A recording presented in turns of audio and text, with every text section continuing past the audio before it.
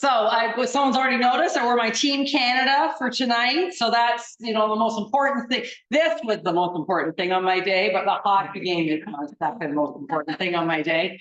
So TRESA, we're going to talk about the biggest agent reminders for you from what came down the pipe a little over a year ago. And then there's some new stuff that came out this January. So we'll talk about those things. There's 5 new forms I'm going to introduce to you. I'm going to talk to you about the things that my agents find really confusing, which is where AREA says one thing, and I'm giving you AREA's version. I work for AREA as well. Today I'm here independently, but I'm giving you AREA's version of how they interpret the act. But RICO disagrees. So I'm going to talk to you a little bit about those AREA RICO issues, and we're going to take your questions. I will take your questions at the end of every topic, but just quickly, because otherwise we could go for hours. So if I cut you off and say, I got to keep going, I got to keep going. So let's just carry on. So why is my slide not going?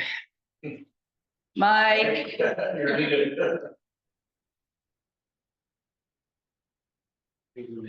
can't get my next slide. Okay. So I'm going to introduce myself while Mike's dinking around on this again. So I am a good friend of Andrew and the team here at Meadowtown. He and I have talked maybe 1,000 times as different things come up about TRESA. As early as I think last Friday afternoon, he was just the other day, he called me about something about self-represented parties, and I had the slideshow open in front of me so I could slam an extra slide in. So we're kind of in sync on how we run our brokerages. So some of the things I'm going to talk to you a little bit about procedure, but at the end of the day, policy and procedure rests on Alex and the management team's shoulders. So I'm going to tell you what it is, and I'm going to talk to you a little bit about how to do it, but he's really going to talk to you how to do it. Can you get my next slide up with me on it? There we go. Okay. I was on the TRESA task force for the Ontario Real Estate Association. Sort of a dozen of us went through the TRESA, the new act, line by line, and we made recommendations to the government, most of which were ignored, but we did try. The one thing that we did get approved was designated representation, and those of you that have already had listings and you've had the listing and your colleague in the office has brought the offer and you haven't put yourself in multiple offer, you already know that designated rep is a great thing, and that I would say that was our biggest win through the TRESA task force. I've been an AREA teacher for years. I'm 41 years in real estate this year, and I am considered a TRESA industry expert. I don't know if that's a good thing or a bad thing, but that's what I got. So I'm doing the best I can. I'm doing the best. I always like to say, it's not legal advice. I can only do the best I can. So that's what I'm doing. So the first thing I want to talk to you is about that Schedule A on listing. So when you take a listing, you fill in now that I think the Meadowtown policies, they want you to be designated rep. And then there's that Schedule A. And we never used to have a Schedule A. And our inclination is to leave that blank. And I'm going to tell you that it is mandatory to put something on there. And I believe that Alex has a template of things that they want you to do. Like mine talks about the services, and mine's kind of aligned with the RICO info guide. I'm not sure what yours looks like, but they're services, they're advisory, they're not mechanical. You don't say on that, I'll do an open house every other weekend, I'll put on electronic lockbox, I'll do drone photography. Those are mechanical things. It's more of about, I'll research you, guide you, advise you, but it's got to say something. And in September, I had a RICO inspection, and on my RICO inspection, I feel like there's trouble. No. And during my RICO inspection, the inspector actually went through 20 random listings and made sure they had Schedule A. So when you go, well, who cares? No one checked. They do check. Now, having said that, if you've got a seller who's got one thing that they got above and across, so I'm from Cambridge, and they might say, and we're part of Cornerstone, so they might say, I really want this on TREB, like you got to list it on TREB. And I go, okay, I'll do that. I can write that on, like you can write some mechanical things on, but it's not a big menu of services. So it is a good thing if you've agreed to stage it at your expense or you've agreed to do something. That's a place you can put those promises in writing so that they see it in writing, but you don't have to list every stupid thing you're doing there, okay? It's mostly advisory, and then you can add some of that stuff. Lock boxes. It's now mandatory. 40 you guys a member of. Now, you're TREB, you're not Cornerstone, and some of the Mississauga people are in this call, Alex? They'd be, what are they? Are they Cornerstone? No, just TREB and Barry. Okay, all right, so I'm not sure, but some boards, and if you're interboarding, which some of you are, if you list a house in Guelph or Cambridge, you're interboarding. We have a mandatory now that apparently we don't have permission to install lock boxes. Our standard listing doesn't have it. So our boards come up with a lockbox permission form. Do you have that? Okay, so they have said that you don't need a separate form for that. You can put that lockbox permission form on Schedule A. Is that how you're doing it? Okay, well, you can do it that way and save yourself a sheet of paper. Okay, so it has to echo that lockbox form, but you can create that template. I told Alex before I started, I might say things that he doesn't do and he can kill me after. But you can save yourself a sheet of paper and a permission and just put the lockbox permission form on Schedule A. Okay, what does not belong on Schedule A? So let's talk about permission for advertising. You want to, after it's sold, be allowed to advertise the sale price. And we all know that we need the seller's permission and the buyer's permission to do that. Do you say, well, I'm going to have that conversation now and get seller's permission to advertise sale price? So I come and list your house and say, we're listing it for $2 million, but I get your permission when it's sold to advertise. I don't care, your life is great. And then I was listing for 1.9, 1.8, finally sells for 1.4. You don't want permission to advertise anymore. Your life has changed. You go like it's just you're in chaos. You don't want it. You don't want it. So RICO has said, and TRESA says that you cannot get blanket permissions for advertising on Schedule A. It's deal by deal. So once I sell the house, there's a form. I can say, can I advertise it, Mr. Seller? Yes. Can I advertise it, Mr. Buyer? Yes. There's a separate form. You cannot get blanket permission for advertising on Schedule A. Another thing that you cannot do is the multiple wrap. The buyer rep form set explains buyer wrap. The RICO info guide explains buyer wrap. The listing explains buyer wrap. We tell our clients and our clients, not customers, our clients, that multiple wrap might occur. So we say, well, when I get a listing, I'm going to say, hey, I'm listing your house. You know that I might get a call to show it myself. That'll put me in multiple wrap. Is that okay? And you go, absolutely. And I go, I need written permission. Can I do it now? Let's just do it in the listing. No can do. Permission to do multiple wrap is also case specific. So we talk about multiple wrap at the time of the listing, but I can't get permission for multiple wrap until I'm in it, until I get that call when I phone you and I say, I have a call, blah, blah, blah, it's a fine call, an ad call, and whatever, client of mine. So I cannot get a blanket permission for advertising or multiple wrap on Schedule A. Those are individual forms and they don't belong there. They are deal specific. Okay, and that's a black and white no-no. Let's talk about buyer wrap agreements. We were afraid, and it's funny when we read all the stuff in the paper about NAR, and they're just like freaking out down there about buyer wrap agreements.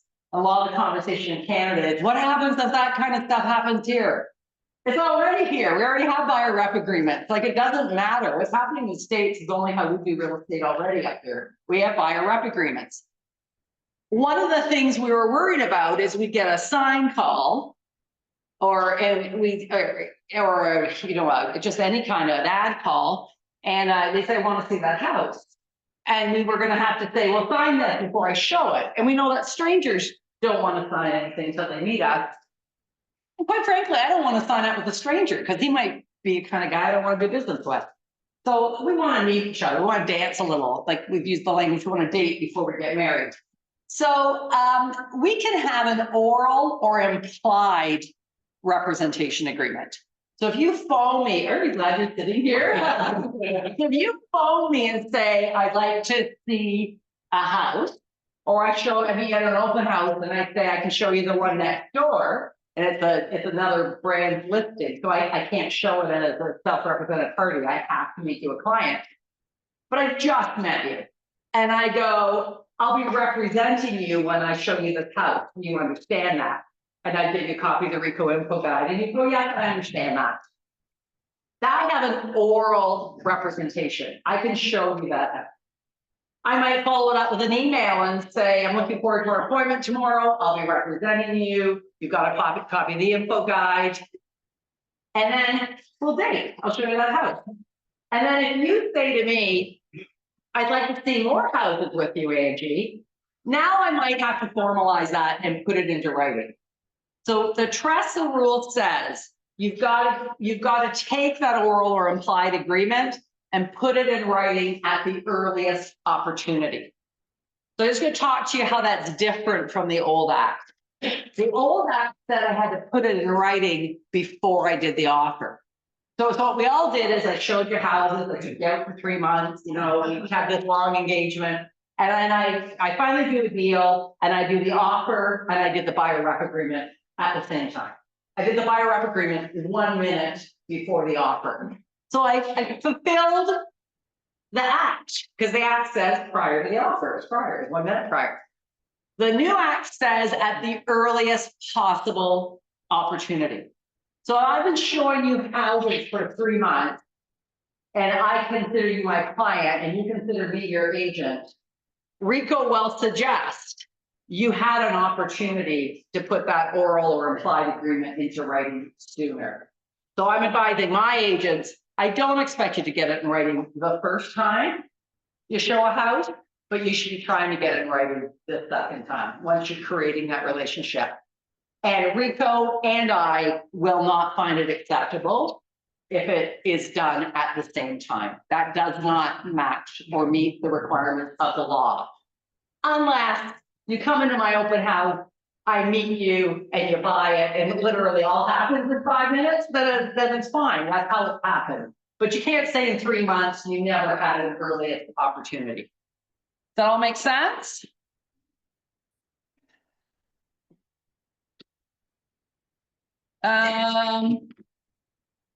Let's talk about doing a CMA. So the act says we cannot offer advice or opinions to people that aren't our clients. And when we get invited to do a CMA, we're getting invited in to do an opinion of value. So how do we offer our opinion to a total stranger without representation? And we have now have an understanding from RICO and an interpretation from ARIA that when a stranger invites you into their house to do a opinion of value, you have an implied representation. They're asking for your opinion. Obviously, you're getting their opinion. Obviously, they know what you're there for. So doing a CMA, you have implied representation. I don't think that it would be a catastrophe in your, so if I'm coming in to do a CMA and I come into the house, I'll use somebody else. I come to your house. Here's my buyer. I come to your house, I'm doing a CMA, I introduce myself. I've already sent you the RICO info guide, okay, because you always do that if we're going to talk about real estate periods. You've already got a copy of the RICO info guide. And I've got this nice PowerPoint thing I'm going to show. You have a nice, both of you have a nice listing presentation. It's not a catastrophe to have a page in there to talk about representation and just say, I'm here today, your request to offer an opinion, and I'm looking after your best interest, I'm representing you. So it's not a catastrophe to have sort of an info page in that CMA to match the RICO guide. And then when they say, yes, I want to list it with you, the listing is where it changes from implied to written. Make sense? I need a Kleenex. Never gonna go higher. I'm kidding, I got it. Yeah, go ahead. Yeah, go ahead. While we're doing that, get one of us. When you. Yeah, man. What I do, you know, you talk about your advisor.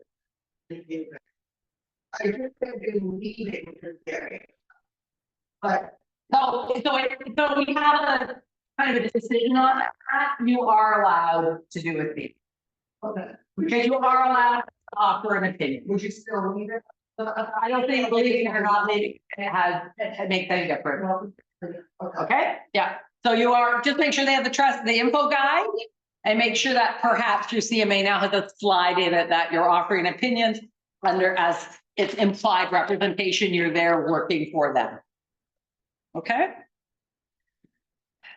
Because we offer lots of opinions. They say, yes, I want to list with you. And then you come in with staging and you say you should paint this room and get rid of the kitty light. We're constantly offering opinions. Residents are later, it's better than you. Rico guide, does it have to be signed before we sit down and do the CMA or meet with them? You should have an acknowledgement that they've received the RICO guide before you talk to anybody about anything. So recently I was in a CMA, there were 4 other agents that they were dating at the time. So all 4 of us get them to sign a Rico guide. Wonderful. All 4 of you doing your job. Okay, so it doesn't commit that to working with anyone specific. A RICO info guide is just evidence that they understand how the system works. Okay. Yeah. And if they refuse to sign the info guide, you can just put in your file, I delivered it, like I delivered it and they wouldn't sign. You've got evidence you delivered it, you're fine. If you submitted an email before the appointment, and they respond to the email, okay, thank you for your email. That's it also, absolutely. Yeah, thank you. She asked the question. Okay, good. All right, we're gonna keep rolling here. Make sure on your listings that you use the right form, 271, not 200, that you're designated agents. I've had a couple of instances in the office where one of my agents is selling one of our listings. And, you know, the buyer's rep is a designated agent, and then we pulled the listing up and they filled out form 200. And the listing is a buyer brokerage listing, which means they put themselves in a multiple rep, which is bad. It's just not bad. It's just more paper. So make sure that you're using the right form, please. We really want to avoid multiple rep. It's fine. We can do it. There's a ton of paper. I'm going to go through all the steps, but RICO hates multiple rep. RICO wanted to ban it. We said, at the task force said, please let us still have multiple rep. There's still times that we need multiple rep. We'll just slather it in paper. So they said, okay. So we have multiple rep, you can do it, but you got to slather it in paper. And I'm going to go through the 5 steps, but understand that RICO doesn't love it. So you want to avoid it as often as you can. So yesterday, one of my agents that's another thing I should say, is everything I say about buyer and seller is exactly the same as if it's landlord and tenant. So yesterday, one of my agents was doing a sublease. So the tenant was a client, and the tenant had found someone who was willing to take over the lease, and he was just doing some paperwork to do this stuff, to have this new person take over. And I go, you know, you're in multiple rep, like you've slammed yourself in the middle of this mess. And so then we had to dance around all the paper, and we ended up making the tenant a self-represented party. So we didn't go into multiple rep because he was only really working for one person in his heart. But it was something as simple and as it was supposed to be easy and sort of help this person out, was turning into complete and utter chaos. So you want to avoid multiple rep if you possibly can. So multiple rep doesn't occur when you sell his listing, because you're the designated rep for the buyer and you're the designated rep for the seller, and if you both work for Meadowtown, it doesn't matter. You're not in multiple rep. It only occurs when you sell your own listing, you literally double end the deal, you're in the middle of it. So that's a huge, so it doesn't really happen that often, right? Like how many times do we really sell our own? Sometimes, but a lot of, but it does happen a lot that we sell our colleagues' listings. So that's the first thing is when does it happen? And when it happens, you've got to get consent to proceed. So you know you're going into it before you're in it. So before you go into it, you've got to get consent. So that's when you say, remember when you signed the buyer rep agreement, I talked about multiple rep might happen, and you go, yeah. We're going in it now because I'm showing you my listing. Is that okay? Yeah, fine. And then before I show my own listing, I say, remember, you knew I was gonna get sign calls and stuff from my advertising. What's happening? I've got a great buyer for your house. Be okay if I show it myself? Puts me in the middle. Yeah, absolutely. I want you to do it. I just have to put it in writing and we have this conversation. So it's just an extra layer before you do it. That has to be disclosed before you show your listing. It's supposed to be disclosed before you go into multiple rep. So unless I make my, so if I get a sign call and it's my listing and you are a stranger to me and you call, I can say, I'm going to make you a self-represented party and show you the house. So I'm not a multiple rep yet. But if I already have you as a client and under a buyer rep agreement, and I go, I listed a great house for you last night. Yeah, I need permission before I go into it. The access I need permission before I go into it. Written document. And remember, Rico hates it. So this is one of these things, we go, they knew, obviously this is where I want to say. They knew they were seeing my listing. Like I've been working with them. They knew I told them I listed the house. They knew I was working with them. I've been talking about maybe getting this house, they're gonna love it. In my head, I'm going, they already understood. But you have to realize that when they move in and the dishwasher doesn't work and somebody lost their job and they're all pitsy and life changes and they call Rico and make a complaint, Rico's gonna check the paper trail. So this is a Rico thing. And you got, like, I'm not saying it's sensible or logical. I'm just telling you, it's gotta be done. They are hot on this. Well, that'll really discourage a lot of people that call the listing brokerage to see that they're listing. Thinking they're gonna get a deal, but they need to sign something before they see it, right? Yeah. Find a friend that knows one. Yeah, sorry, anyway, Nat, question? But my question kind of relates to what you just mentioned there. Have there been any Rico decisions where they investigated a multiple rep post TRESA to try and set an example of a realtor that did? I'm not aware of any cases, but I am aware of conversations that AREA has had, AREA bureaucracy with Rico bureaucracy to massage this, and they have been not warm and fuzzy. That's surprising. Yeah. So what's the strategy when somebody calls upon your listing and wants to see the house? I would shoot them was my listing, I'd shoot them a buyer Rico info guide. I'd say, let's come and look at it. I'm just gonna make you a self-represented party. I can offer information, but not advice. If they get there and they really like it, I gotta say, hey, if you want to move forward, I can offer you some information and advice, but I've got to make you a multiple rep. And then I would change it then. Just wondering, should we send the guide and in the multi-rep form to those people? Like, before you show them the house? Because there's a multi-rep. Well, you haven't made them, you can't do a multi-rep till you made them a rep, until you put them in representation. You got the guide, representation, then multiple representation. I got all the steps. We're gonna go through it next. I'll take one more question and then go through the steps.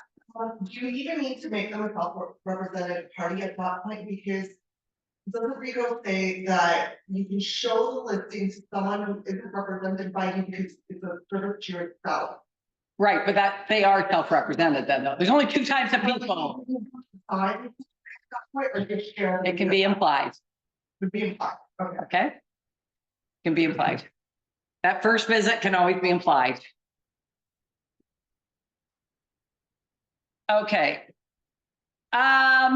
So what are the 5 steps? I'm gonna go through them. There's 5 mandatory steps for multiple rep. The first step is they get the RICO info guide. That one's pretty simple. Everybody gets the RICO info guide. They can't get too many of them. Second is if you have the buyer, they sign the representation. You already have the seller, they sign the representation. Because it can start either way. You could have the listing and the buyer walks in, or you could have the buyer and all of a sudden you list the perfect house. And that's, again, those of us who've been in real estate a long time have had that happen, right? Or I've got the buyer and you're looking for a semi on Churchill Drive, and I go and find a semi on Churchill Drive. It's my job. I do some door knocking. I go, I found you a house. Like, it's so. It can happen either way, right? So we get the listing signed and the rep signed. Then, however it happens, we're going into multiple rep. I want to double end this deal. That's the bottom line. I want to double end the deal. So the forms are form 326 for my buyer and 325 for my seller. And they'll just sign those. And I would basically say we've already talked about multiple rep. When you sign the representation agreements, when you sign your buyer rep and your listing agreement, we talked about multiple rep might happen. Guess what is happening now? I'm in the middle of this transaction. Instead of being a tough negotiator, I'm going to be more of a facilitator. And there's certain things I can't share with you. If you need different advice, if you'd rather talk to a colleague, I'd welcome that, they can look after you. Again, we know 99.9% of the time, they're going to say, no, that's good, Ange, let's go. But they might say, no, you know what? I really would like to sit with somebody else. And I'll say to you, will you help me out on this deal? And I'll help you down the road or however you work on that. Can you just help them fill out the offer? And then you become their designated rep and I don't go into multiple rep. But assuming we do go into multiple rep, the confirmation and cooperation form is new and they have to sign it in 2 spots. So what I think you need to do is sort of print this out and keep it in file or in your Google Drive or something that you sort of know the 5 steps and the form numbers. So that's something that Alex will have that he can share with you. Okay. So multiple rep, how we do it hasn't changed, right? What you're allowed to say, what you're not allowed to say, how you treat the client, nothing's changed from REBA to TRESA. The only thing that has changed is the timing of the multiple rep and the permission of the multiple rep form. Used to be that I had a listing, I got a call, I showed the house, and then as I'm doing the offer, I give you the co-op form and say, oh, remember we talked about multiple rep? We're in it now. So Rico's saying that was too late.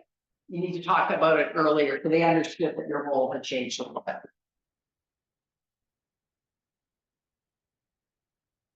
Okay, self-represented parties.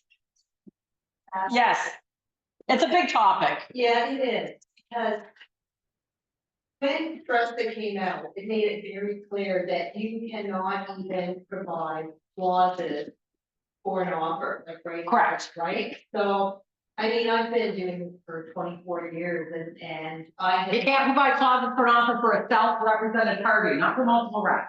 Oh, because that was my understanding, that you can't provide what they can put in. The only thing you can't provide to multiple rep is talk about the motivation of either party. I can't say, oh, by the way, he died of cancer, right? That or more. You can't talk about motivation, you can't give advice on price. So you can, okay, yeah, and again, it change. So even if that's what you heard, forget it, because it's old, okay? You're getting what you're hearing right now. So I promise it's correct. As a buyer in multiple reps, you should have a condition for financing. Absolutely. Absolutely. Well, in multiple rep, you gotta remember, you're actually still representing. Yeah. Yeah. That whole thing about not writing offers was working with self-represented parties. I think you got your headlines mixed up a little bit. I can tell you about getting my headlines mixed up. This agent that called me yesterday with working with the tenant and the sub-agent and the sublease. I said to my man, I go, I can't remember what form number it is, pull these 2 off. And I'm looking at them. And I didn't know the difference in the two forms. I thought, what is the difference in these two forms? I had to go into this seminar and read my notes, and I went, oh my God, it's so obvious. That's how confusing it is. I'm sitting at my desk teaching this, and I go, I had no, and I'm gonna tell you the differences. One was signed by the buyer and seller, and one was signed by the seller and the agent. Like, yeah, that's a pretty big difference. But there's so many moving parts and things are changing so much. Now you gotta tell us which one. I will when we get to it, I know. Just before we move on to that, we can get those multi-rep signed with our seller when we do the listing, correct? Absolutely not. Is that- Slide number one. Okay. To get it and sign this. All right, remember, okay, what doesn't belong on Schedule A? You're not looking at it, you're not. No, okay, and so I'm gonna go to the fine print. Consents are situation specific and subject to change at It's the not time. the listing agreement, so we can't put it in there on the A schedule. Okay, I'm talking about the active. Okay. Saying you're okay. the consent to do it? With the form, Yeah, no, so you want us to think we should wait? I don't want you, I don't, quite honestly, I could care less. But, yeah, but trust the watch, sorry, Alex wants you, so on his behalf, I want you. But I just want to make sure that everyone understands, I didn't write this back, okay? TRESA and RICO are telling you, you must do it. It's deal specific. So you shouldn't get it until you have. Not good. So you don't buy. You can't get it, you not shouldn't. Don't get it until it's deal specific. You cannot do a blanket multiple rec form. You cannot do a blanket, it's okay to advertise sales purchase form. Just to clarify, that is very, very. Well, we were told to do that every time we get a listing. We're gonna answer it. Okay. Things have changed and as brokers, we're learning. Okay, so we are really learning and changing, and honestly, I did a seminar for the Royal Cage Brokers in November, the end of November. And it was sort of a little TRESA update to take to your offices. From November to February, I bet you I changed half of it. Like, it's just changing all the time. I've been doing some new training with Aria, like this new form seminar coming up. It's 63 slides. It's 2 hours long. Stuff is changing all the time. So you've got to go by what I'm telling Oh, this is you great. now, okay? Yeah. Should be positive text or vote. And I know I speak very bluntly, but I find that people hear me if I do. Because some instructors say, well, you really shouldn't do that when you should. But my way is, no, you're going to jail. I went to, on behalf of Maria, I went to their big conference that Trev does in Toronto. They have about 10,000 people there. And I had some guy at the counter. Now I don't work for Aria, right? And I was just there for volunteer a day, but I'm the trust expert. And so man came up and he never sent a RICO info guide. And I go, you're going to jail. Jail. And the lady is like a big senior in Aria coming up to me and don't talk to her. But the guy, I'm telling you, he'll always send out a RICO info guide. Okay. SRPs, I'm gonna go back to where I am here. Sorry, Alex, I'm yelling at your people. What? I'm yelling at everybody. Okay. Self-represented parties. First of all, is it happening very much for your people? No.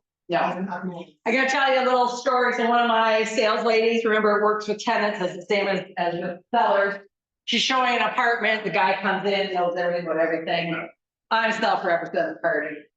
Looks at the apartment, it's been an old stone foundry that's been done, like nice apartment, cool guy. He goes, yeah, I think I'll take it. But a self-represented party, she was terrific. And she's my top, she's one of my top agents, so she's a little bit. And she goes, okay, just stands there.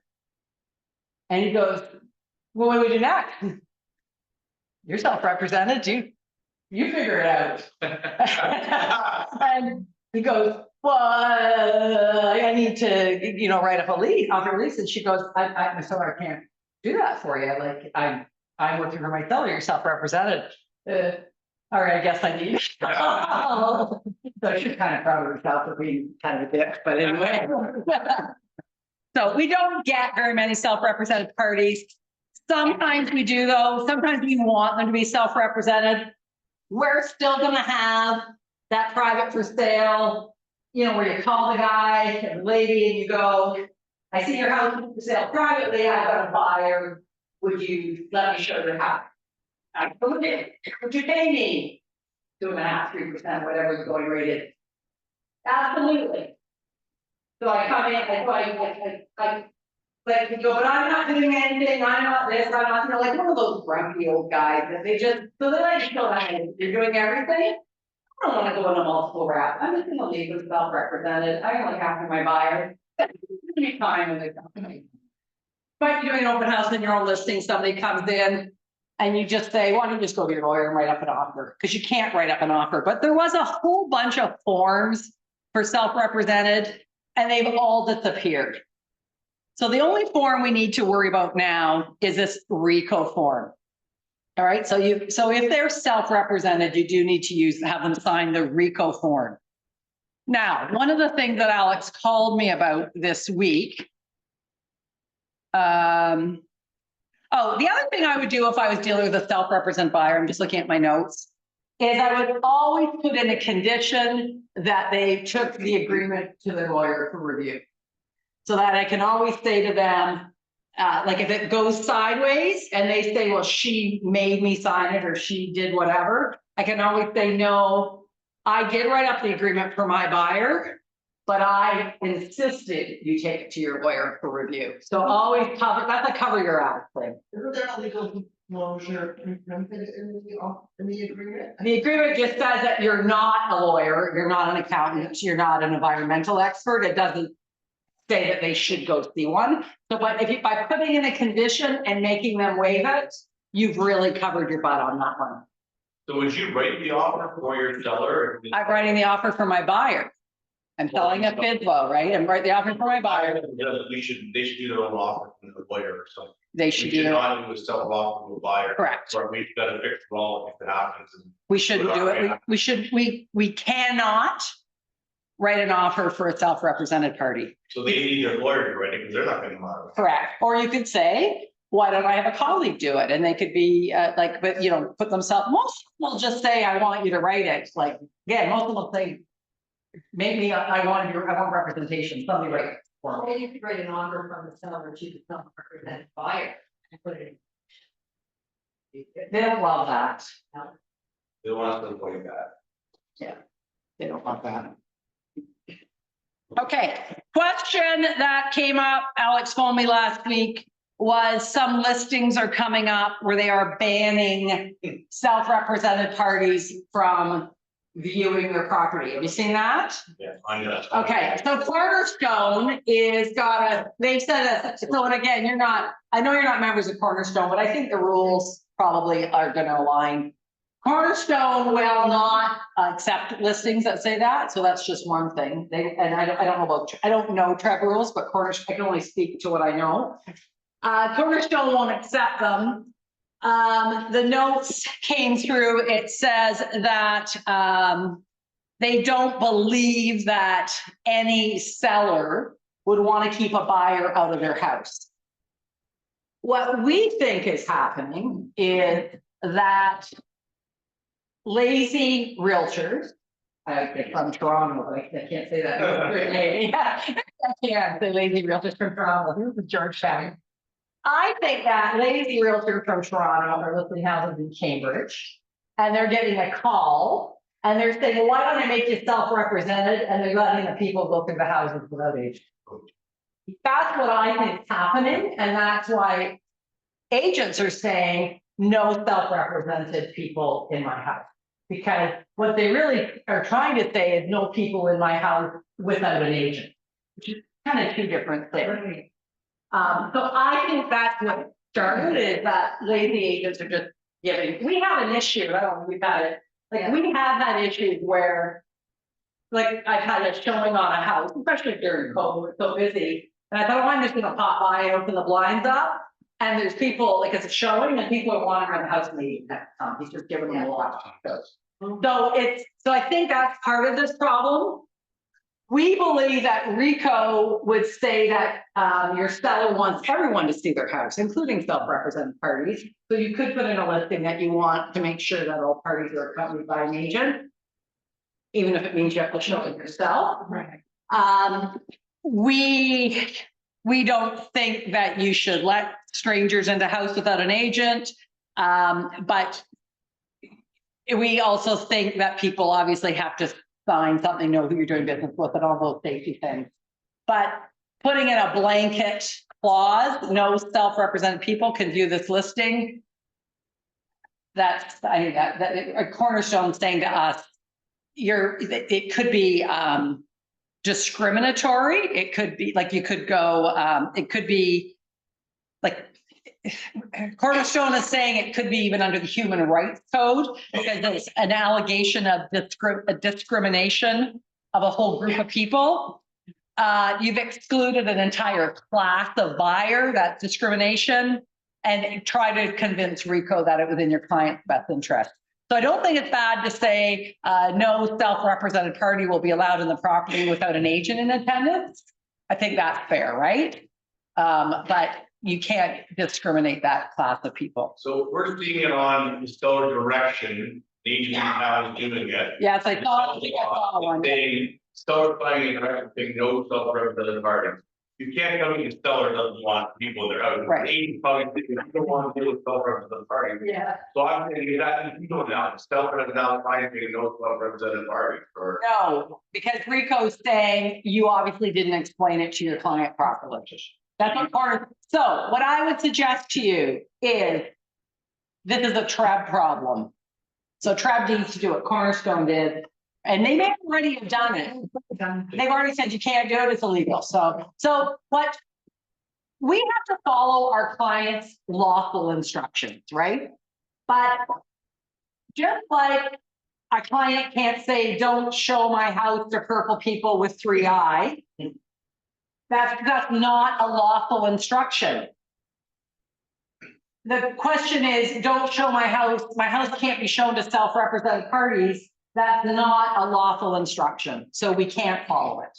Sounds like the agent doesn't want to have deal with self-represented parties when they're having their seller sign. Yeah, so that's the agent's trying, the agent's got a problem, not. Sorry, he's done work, this agent's done a workaround, because it's not in. Correct, it's on the seller direction. Okay, but seller direction is the seller giving you direction to follow their lawful instructions. I'm arguing it's not a lawful instruction. He can't tell you to exclude people with 3 kids, right? He can't tell you that. It's not a lawful instruction. Well, what I'm So guessing, he can't tell you to exclude that group of people. what I'm guessing he's doing is when someone comes to the listing agent, because I'm self-represented, he's gonna say, yeah, that fellow doesn't know. That's it, that's what I think. When you see them shooting through the crowd, it's not a lawful. You could have a legal. It's not the last week, when we're talking about changing. It's not a lawful instruction, it's Cornerstone's position, yeah. We just give all of that, we just say, no buyers are permitted to visit the property unless they are escorted by a licensed realtor. And for all self-represented parties, we have an open house in section 6. Yeah, you can, absolutely, or you'll, when you. Party isn't looking to grow the bay, they're not looking to any of the mediums that we use. They're calling the listing agent. They're calling the office, so that is our responsibility. If they're calling and I call them in regards to mine, and they say they're a self-represented party, I can show you the property. I'm Right, not representing you, I'm not advising. okay, so yeah, and you've got, so you wrap this up, because A, it doesn't happen that often. Yeah. The second thing is, this is what I say to my staff. I can only worry about my own kids. Don't do it. We know it's wrong, don't do it. If that guy's doing it, that's his broker's problem. Like if those kids are smoking behind the school, that's their problem. I can only worry about you. So that's my position on it. Just don't you do it. Let TREB look after that guy. Okay? But it's like sometimes you see things and you go, oh, that's a great idea. I'm gonna do that. Don't do that. Okay, we talked earlier about things you can't put into a listing and that consents are deal specific.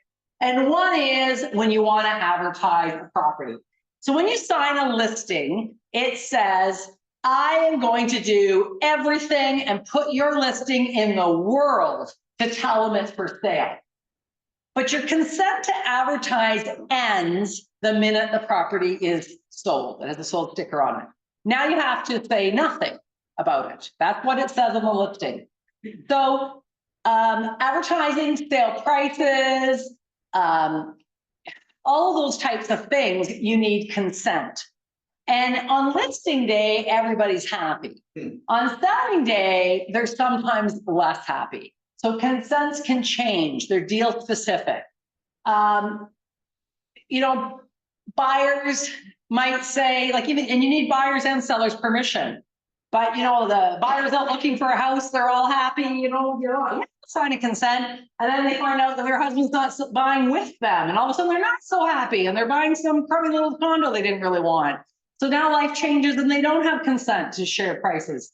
So consents to advertise are deal specific. Some agents put that clause in the offer that says the buyer and seller agree to let the agent do it.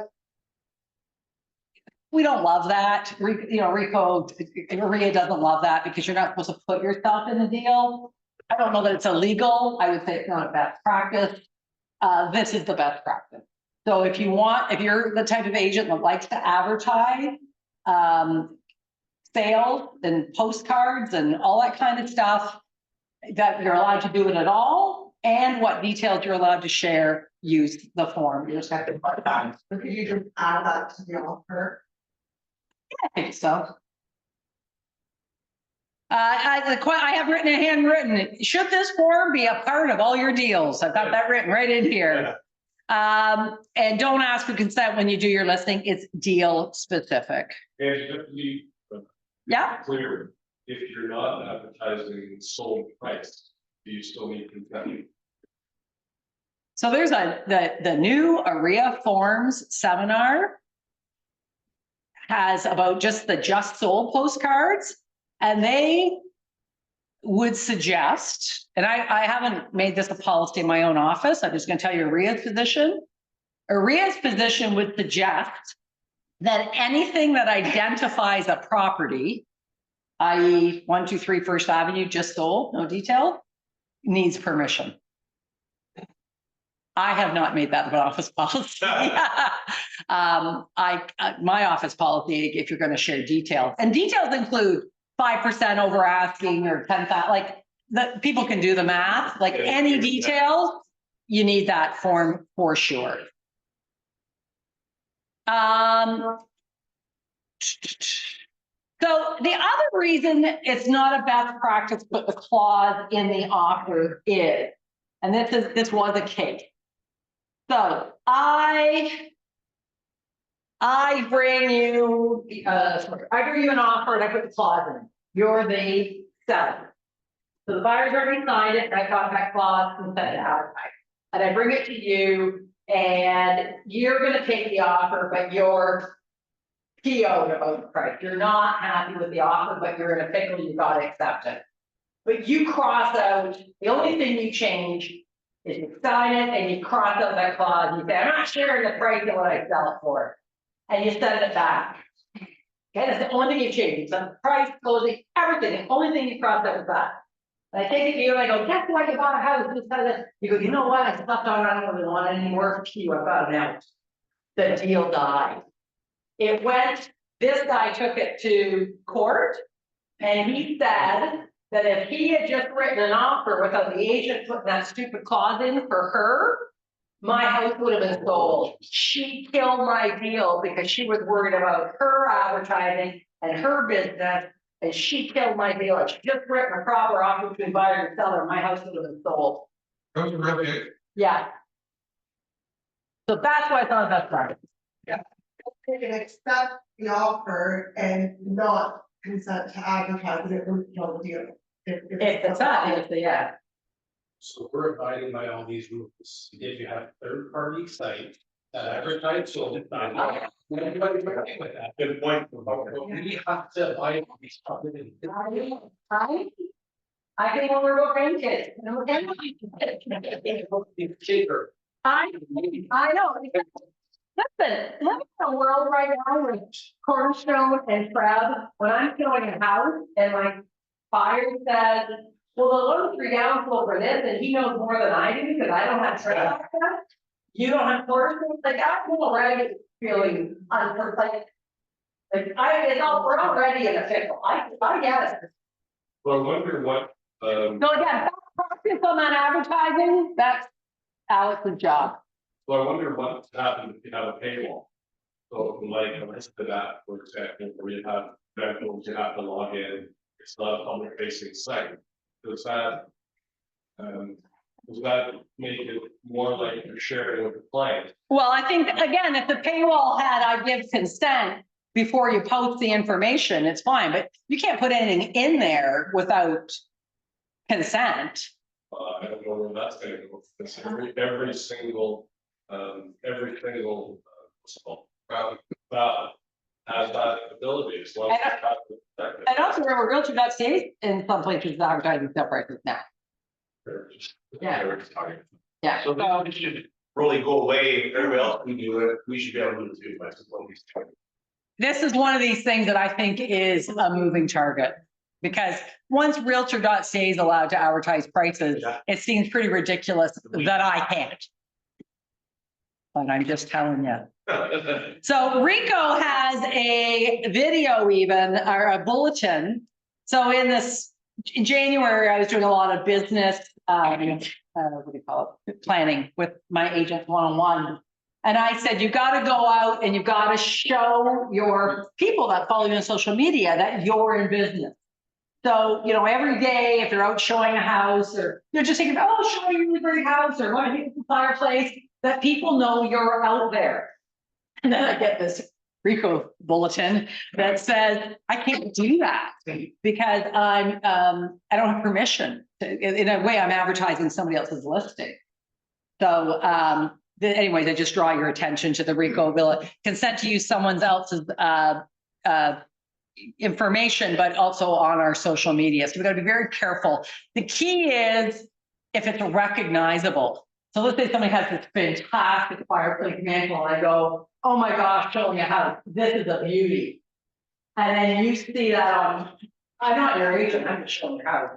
And you go, what the heck? That's my fireplace on her house? I think you won't mind because it's advertising, but nevertheless, it doesn't.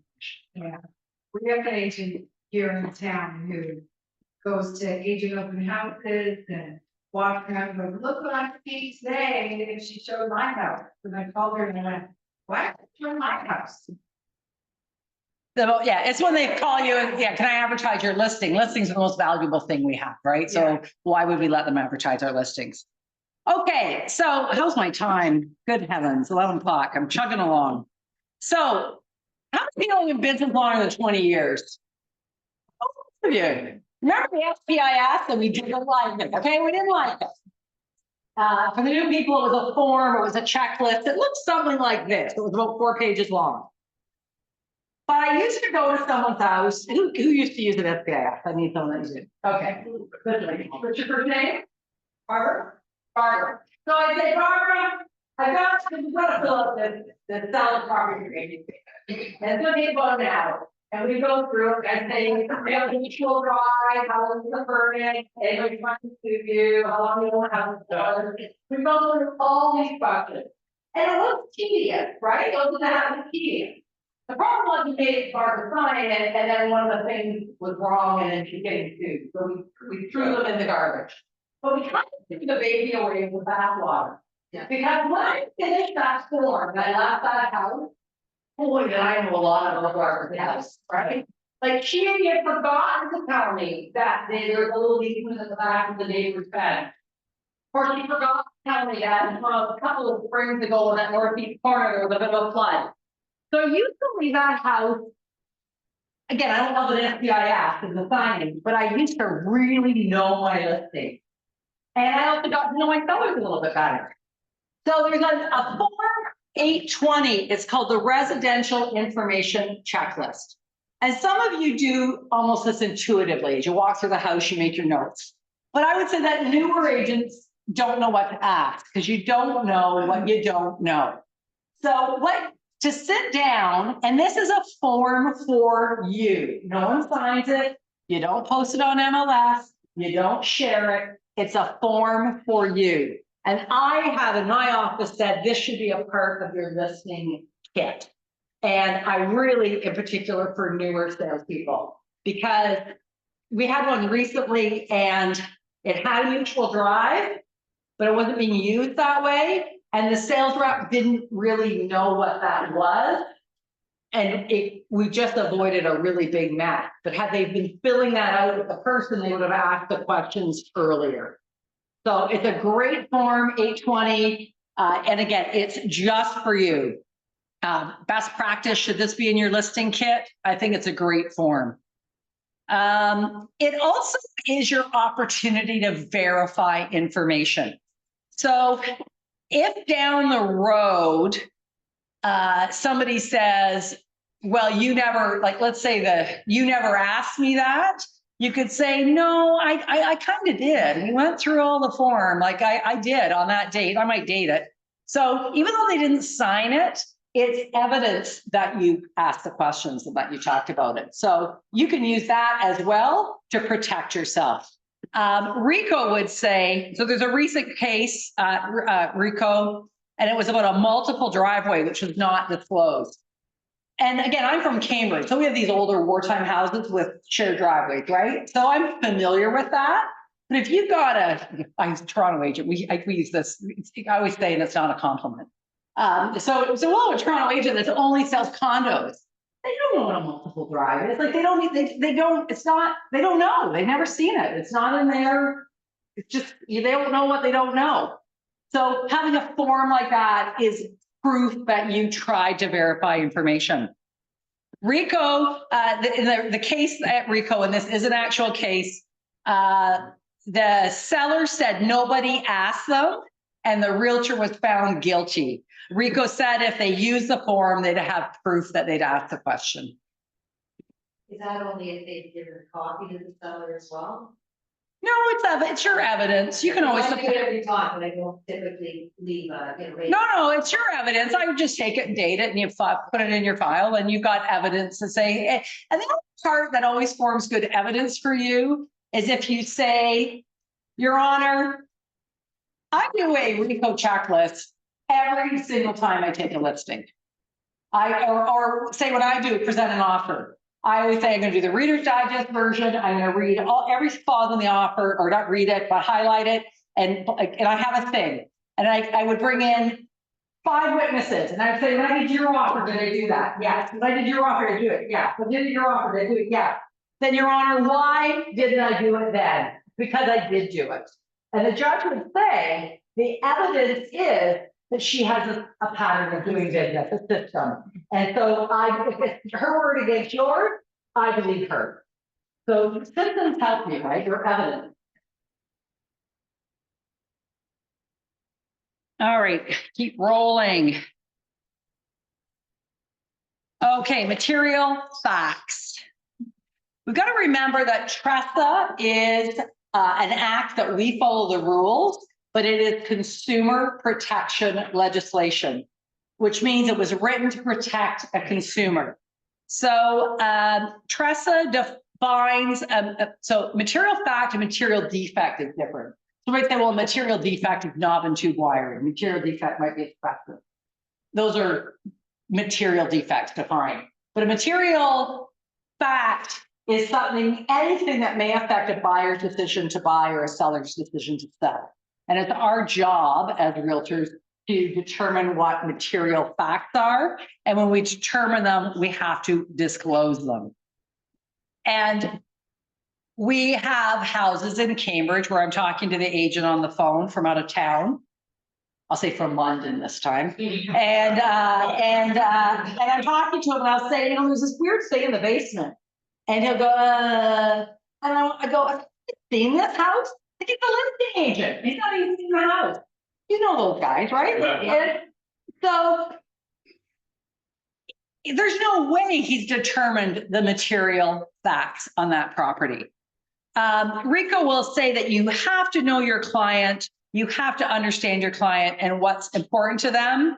Material facts are unique to different buyers and sellers, but again, it's your job to know your client, and it's your job, if you have a listing, to know the property and understand it. And if there's something that may affect, that makes me feel like I'm running out of battery. No, That's what that was. Okay. Now, I would like to got a notification, because you got it in the. Oh, I've been getting emails. I don't know, but anyway, okay. So when you're talking to someone and there's something about the house that you feel like you should disclose, and it can be like silly, like the basement fridge, the freezer doesn't work. Like just, it could be something silly, but your seller wants to disclose something and you don't want it to be a mess on closing day, just disclose it. Okay, quick question here.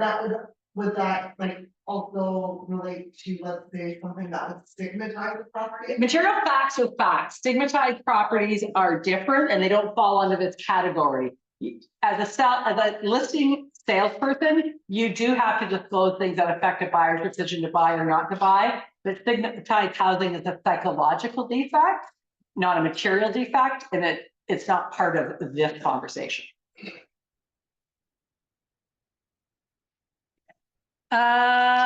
Okay, so here's another thing with material facts. So I'm doing a deal with my buyer and I say, okay, I'm writing up the offer, I'm doing an email, and I say, I need to know your perfect closing day. Can you get to the bank tomorrow? Do you have a home inspector you like? And oh, they sent me a disclosure. I've attached it to the email. So I send it to you at your work, and you're working away, but you're excited you're my customer. And you say, okay, this is the closing day. I can see my bank tomorrow. I need this. You're trying a home inspector. Perfect. And so you move into the house and you find out that something, the basement, the power to the basement bar doesn't, like, for what, and that was on that disclosure. Okay, it's just a double thing, but it was on that disclosure. And you say, and you're really disappointed. I got my freezer down here. Now I got an electrician in. It's gonna cost me $500. Like, it's my fault, right? And I go, I'm told I disclosed that. I sent that to you in a disclosure.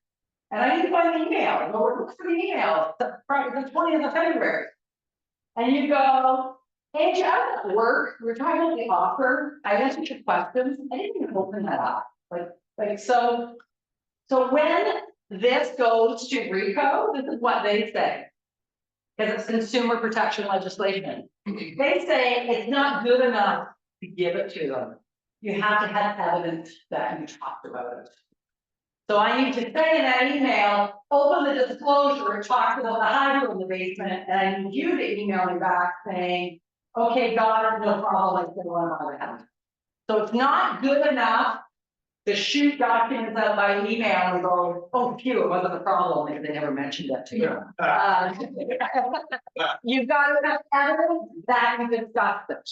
Okay, so how do you get evidence that you discussed it? Easy, new form 602. The listing agent will fill out a form. Maybe the listing agent doesn't fill out a form. During your inspection, you have something. You're going to give that to them. Remember I talked to you about that hydro not working in the basement rec room? Yeah, I know about it. How? Where's my evidence that we talked about it? It doesn't change how you do business. It's more paper. That's all it is. It's more paper. If you have an email that you disclose, that you talked about the disclosure, and they're like, yeah, I got it, thanks so much. I got it and I understand like this form goes on to say, it acknowledges that they understand what it means. Not just that they got it, but they understand that the implication of it. Got it.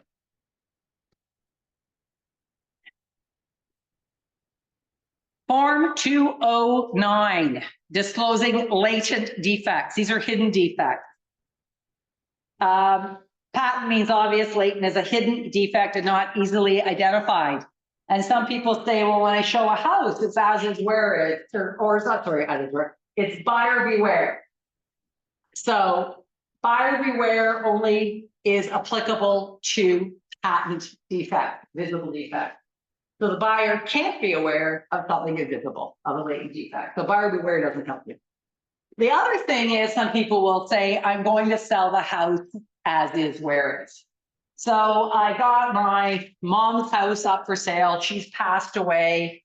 And every spring for the last 20 years, I've had to go down in the basement and pump the one corner of the basement. Because I know it leaks. Mom dies, put the house up for sale. Don't mention the leaky corner. And I say, we're selling it as is where is. Because it's an estate. And that's kind of what that's how I should do it, right? But people move in. And they meet their new neighbor, and he said, nice to meet you. Boy, we got a rainy spring coming. Be ready. I hope we've got a good power back, whatever you call it. And I go, my buyer goes, why? They go, because that basement corner leaks. This is brown, had a problem. And so they phone, they go, I bought it as is where is. As is where is also doesn't cover you if you know. Okay, so if you know there's a problem and you're selling an estate, banks can get away with it because they're the bank. They really don't. But if you're doing some estate work, lots of times you're dealing with family and they do know of a latent defect. They can't hide behind the as is where is. Okay, if you know, you know. Same as an agent. If you know, you know. They never lived in the house, so they don't know. Yeah, and they may not know. But if the neighbor says, she was here every June mopping up the basement with her power back, she knows. Okay, right? Like you don't know. But it's the same with stigmatized housing. If somebody dies in the house, you go, I'm not gonna tell anybody. And they move in, the first thing they say, welcome to the neighborhood. It was so sad, what happened? What happened? So you should still fill out the residential information checklist for the state. I guess you probably should, eh? If they know what they know, right? And some know, they don't know. Like some don't know. Like my mom could say her stove works perfectly, but that one burner, you can't boil up. It doesn't go hot enough to boil water, right? Like, so she'd say her stove is, I don't know that. I don't know what I don't know, but I know what I know. Okay. And you might want to correct your note because you said form 209, but that's 299. Oh, gosh, thank you very, very much. If you could see how microscopic it was right here, yes, I thank you very much. 299 if you're taking notes. Thank you. I have excellent eyes for someone my age, by the way, but I didn't see that. So I've talked about a whole bunch of forms and what you disclose on what form. And this is another really handy checklist that you can't really read very well. Thing on it. I will clean this up before I send it to Alex. But basically it tells you what form for what disclosure and what code of it. So if you want to disclose where the deposit's going, you use form 602. Information statement, reseller property at form 220. So it's a handy little checklist of what form to use. Okay, this is where I got into trouble yesterday, where I had to go back to my notes. There are two new forms, 218 and 223. They have two different purposes and they are both excellent. As long as you know which one to use at the right time. So 218 is a representation agreement when you do a small service for a small fee. So I do a lot of state work. So I always say my book of business is death and divorce. So estates and divorces. I'm doing a lot of paid opinion of value for lawyers in town. So the new TRESA says I cannot get remuneration without representation. I cannot simply invoice somebody for doing real estate. And that is a problem.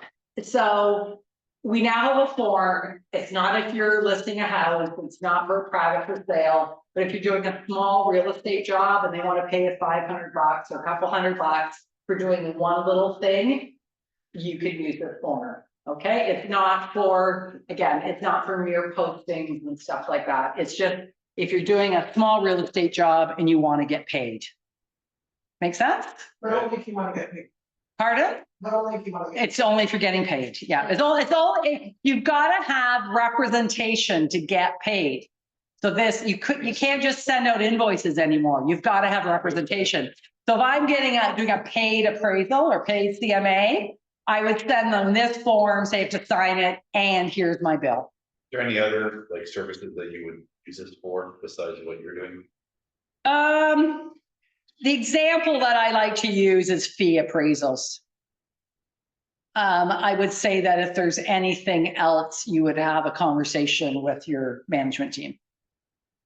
Yes, So say, for example, you list the property, you do all this, social media marketing or all this, photos and stuff, and then decide they want to cancel, the listing, but you've already stated to them that if you cancel, you cover my fees. that would be an excellent other time to use this form, Okay. to cover my hard costs, Yeah.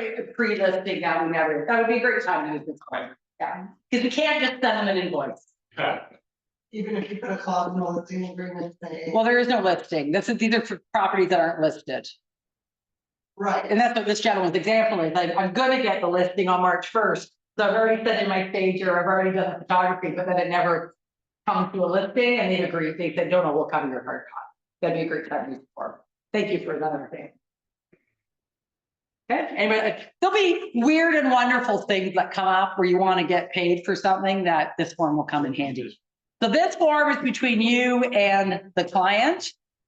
And it creates a little bit of representation so you can do one little thing for them and you can send an invoice. Yeah. This is a form that I was looking for yesterday, 223 commission agreement. And this is, although you can't see it, this is a form between the buyer and the seller, not you. So this is when this form is going to be terrific. I can have sip of water. It's a long story.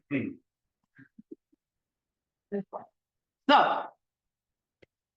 Where's my crabby going? So my crabby says, well, can I show your house? Yes, I have a buyer and the buyer rep. If I'm really wanting listing, I'm blah, right? You know what she's gonna say. I go, that's fine, but will you pay me if I bring my buyer? Like, can I bring it to the, if I bring $1 million, will you pay the 2.5 out of that? You bring me $1 million, what? So she says, yeah. I go, well, this is how it's gonna work. I'm going to, and this form is what, this is how it's gonna work. Is my buyer has already signed a buyer record agreement. They're working with me, they owe me 2.5%. So they can't fire her. I'm gonna bring you an offer.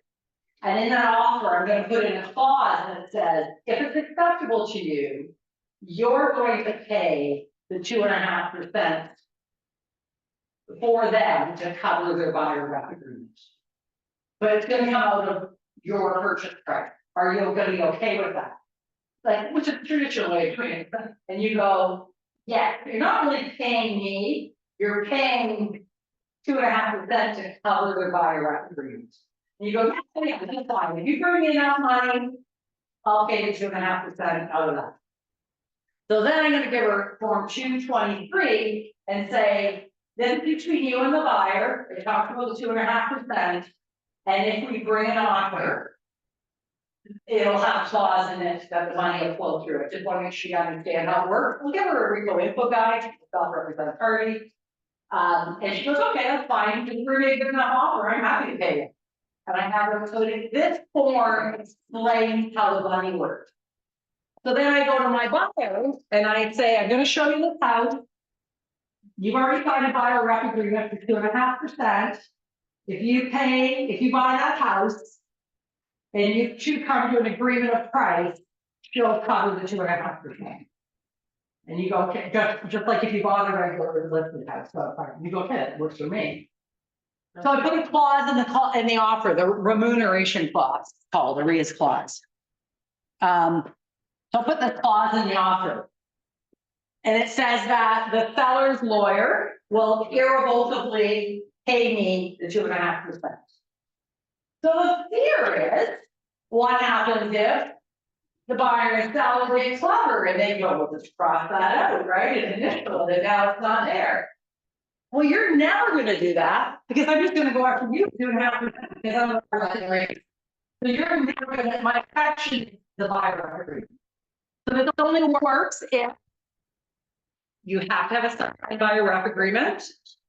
You're gonna have a conversation with the FSBO, make sure that they're fine with it. You're confirmed fine with it by that form 223. Gonna write your offer and put in this clause. Yes, sir. So when you're adding in, Schedule A, Schedule B, does Form 223 go on that line to form part of the agreement? Absolutely not, because this has not got your name on it. Yeah. Between the buyer and the seller. So the interesting thing is, remember, you can't get paid without representation, right? No remuneration without representation. So this is not an agreement between me and you. This is an agreement between the two of them. I'm just managing it. And the agreement between the two of them, and it's how we're getting around. That is how Rita figured out a way. I think it's awesomely clever. How Rita getting around. We just have customer service agreement. That's kind of looks like it. Okay, looks like we're customer service. Oh, okay. Sorry, but the customer service agreement was between me and you. I'm not allowed to do that anymore. So it's saying customers. So I'm gonna explain it to you, not between you two. But I can explain it. Good, eh? Yeah, that's great.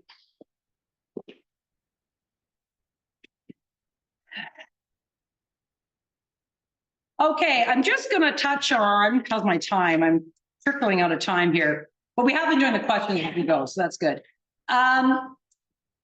Rico and Aria don't always agree, and there's two things I want to talk about. One is multiple offers, and in fact, I'm gonna stay going up today. I think there's gonna be 6 or 7 offers on it. So multiple offers do happen on certain types of property. And you've got to decide at the beginning, I want to decide with my seller if I'm going to share information or not. And we've said, no, we're not sharing information on offers. Now, at any time, the seller can change their mind.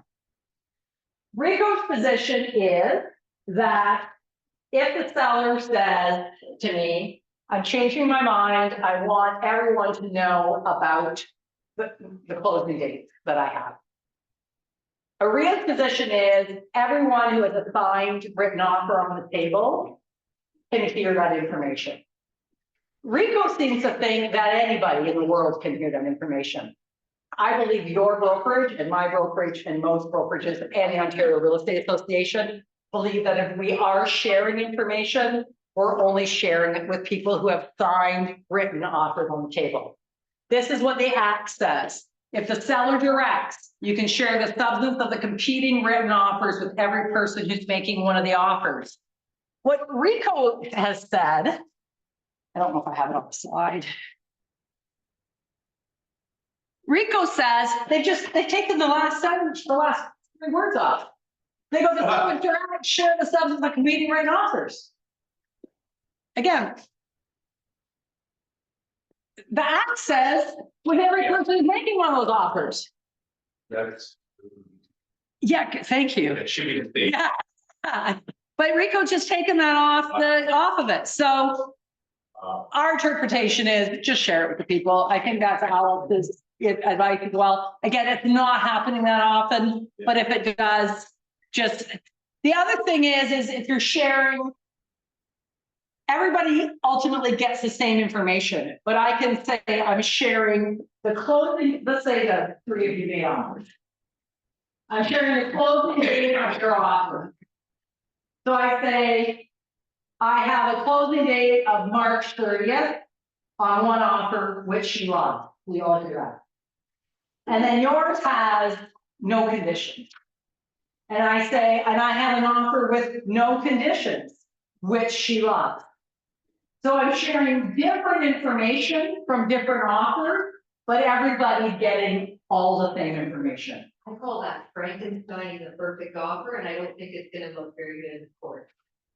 You know, because you can be very misleading, say, okay, this offer is, per. And but then offer number 2 is 50,000 higher, 1 million. But it's. I totally, That's misleading. That's how we're saying you can do it. yeah, they're saying you can share Pieces of each piece offer. of each offer as long as everybody gets the thing. So I can't share your closing date with him. Your closing date has to go to everybody, your price has to go to everybody. We might have to say, this one's March, April, and June, and she likes March, but maybe, It's the act, I'm gonna tell you, That's, that's all the act says about this. All right, that's all, it doesn't tell us how to do it, it says that. That's it, about the sharing of offers. So it's been left to the brokerages to interpret it and Rico. We've already got a problem because Rico's interpreting a different way than us. Yes, sir. You're very generous to the buyers, and you've given everybody what you want, and then you get 3 offers back with everything you want. What do you do then? Like.